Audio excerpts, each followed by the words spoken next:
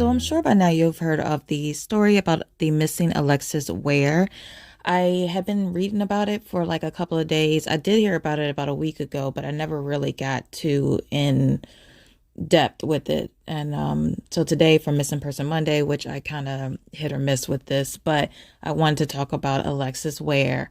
So she went missing January 30th, 2022 in Anderson, South Carolina, and she is 29 years old. Alexis Ware was last seen at a gas station on January 30th, 2022, when she was there to hand over her children to her son's father, TJ. So she has two children, a daughter and a son, and the youngest son, her youngest child, the son, is TJ's child. So TJ would later tell Alexis' mom, Alberta, that Alexis was supposed to follow him, but then sped off, never to be seen again. So the week before her disappearance, Alexis's behavior changed per her mother. She seemed paranoid and spent more time with her family as if she was scared to be alone. Alberta would tell Dateline on NBC that her daughter was tearful about her upcoming birthday on March 10th. Alexis was to turn 30, but she believed that she would not live to see the day. Alberta states that her daughter never did tell her what was going on. She last saw her daughter the day of the disappearance via video chat. Alexis told her mother that she was taking a nap, but that someone was outside of her apartment in a black truck. This scared Alexis enough that she called the police, and once police left, Alexis got into her car, which you see right here, and drove to 7-Eleven to meet TJ. On February 1st, her family would finally file a missing persons report. A day or so later, her car will be found 30 miles away in McCormick, South Carolina, with all her belongings inside, including her purse, her wallet, her cell phone, and also there was a bag of clothes in the trunk. Family and friends state there was no reason for Alexis to be in that area because she did not live in that direction. Alexis actually lived in Greenville, South Carolina, which is opposite of McCormick. Her hair bonnet was also found outside the car, which made authorities believe that there was a struggle. The car's GPS also showed that before her car settled in McCormick, it traveled to Augusta, Georgia. Police checked TJ's alibi, and at this point, he isn't a suspect. Black braids in her hair? She got braids? Or? No, she had a bundle on. She had a bundle on. Mimi, you said it's long and straight, right? Black? Yeah. Okay, so her hair right now is long. Even though TJ has been cleared, there has been some alleged comments about him that he was allegedly physically abusive towards Alexis. And I want to say allegedly because this is just what I found on the internet. So here you see a picture of Alexis with, looks like her eyebrow has been busted. And it says, TJ, you really beat that girl. How we know you didn't do anything to her now? I'll wait, Alexis Ware. So, one of Alexis's friends or family obviously felt like maybe he was involved because of the alleged abuse. And at the top of the text message, you can say it says, keep your MF hands. So another person says, I wasn't going to say anything, but when I went to Lex's house on the 20th, she looked at me and said, if anything happens to me, he did it. He loves me to death. These words had been hunting TF, which means the F, out of me, and seeing all these posts not helping. And before y'all jump on my post going crazy, yes, I did share this with a detective over her case. I love you, Lex, and I'm 10 toes down with you. Well, she didn't say down, but that's normally what they say. 10 toes down, 10 toes with you. Since her disappearance, a recording of Alexis has been released. It was from the neighbor's Ring cam, and it seemed that Alexis was kind of going through something, trying to get away from something. Just kind of seemed like she was a little bit stressed out or a little bit worried. But you guys tell me what you think. You know that I ain't gonna lie, I do like group work and shit like that, but good and bad. I already broke what I needed. Why are you moving? I just gotta get away. I just gotta get away.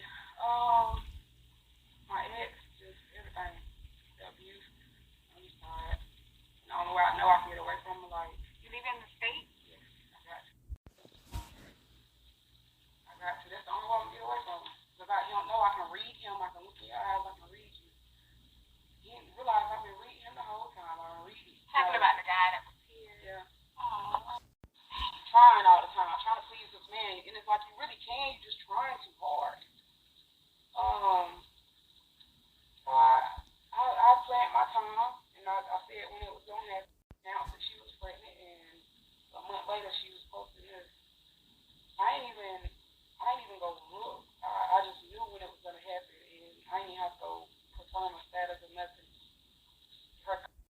So in those clips, she was saying that she felt like she needed to get away from her boyfriend right now. It sounds like she said that she knows the things that he does or whatever, and that he doesn't know that she knows certain things, and it seemed like somebody was pregnant. So I don't know. It's kind of weird.